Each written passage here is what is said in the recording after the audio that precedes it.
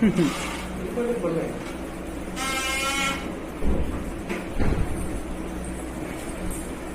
பேச வேண்டாம், பேசணும்.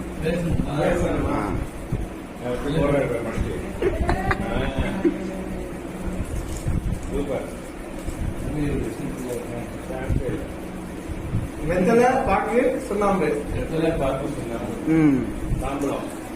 அப்புறம்